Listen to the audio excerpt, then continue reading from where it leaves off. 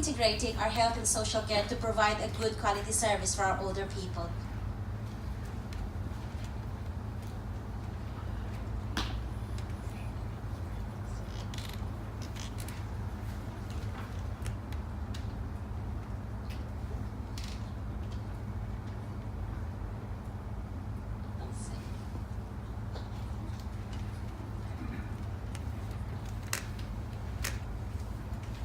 So what are the issues? So we all know that the population is aging, and we all know that there is an increase in need in social care, not just for younger patients with learning disabilities, but also for older people particularly.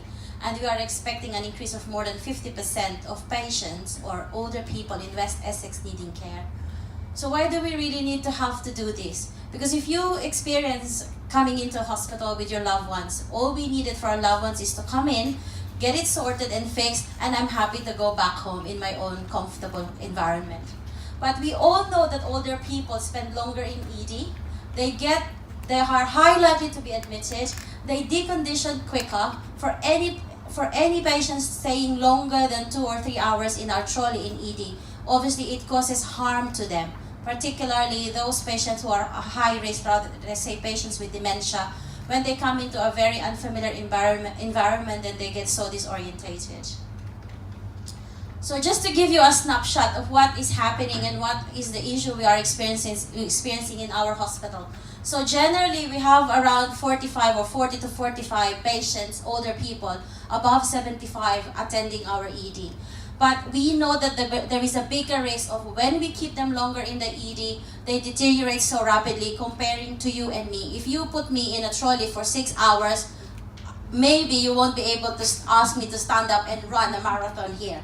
But particularly for older people, if you keep them longer there with a leg stretch like this, then obviously the physio comes in and say, come on, can we get you up and see whether you can go home? They were so stiff. But these are the type of patients that we really focus on in making sure that they get the right assessment at the right time and senior clinician review. So what does the National is asking all of us to do? So it's not just that we invented it here in Harlow. It's not like that. It's been talked about nationally. So the BGS have actually published the Silver Book, which is the Bible for frailty services.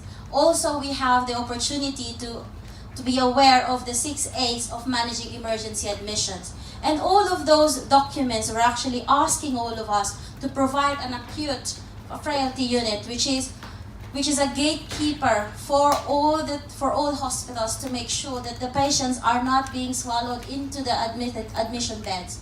Because we all know, everybody here, we all know the risk of admitting older people.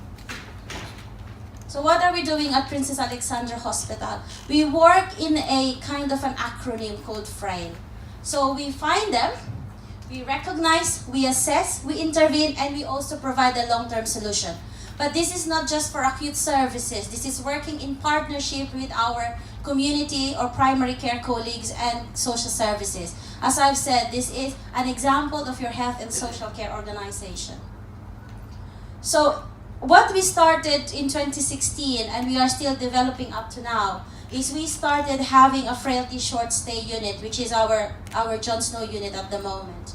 And also, we did acknowledge that frailty service is not just to be done in the acute. We really need to make sure that we are preventing the older people hitting our A&E, preventing the crisis back in the community. So we started piloting a community frailty clinic in Epping Ongar locality. I'm looking at Alex Green here, which is very supportive of this project. Also, we have started a rapid access frailty service, which is completely bypassing A&E.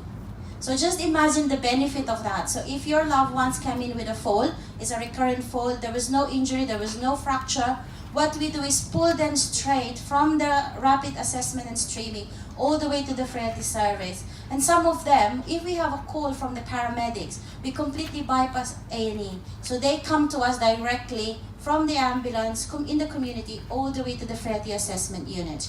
And at the same time, we are increasing the confidence of our GP colleagues to be able to deliver a care closer at home, and at the same time a seamless access to specialist services and support which is through access to the Rapid Access Clinic. We also included a hotline for community colleagues, GP or nurses or even social services to have a direct discussion of patients' care and recommendation clinically with our consultant, Frailty.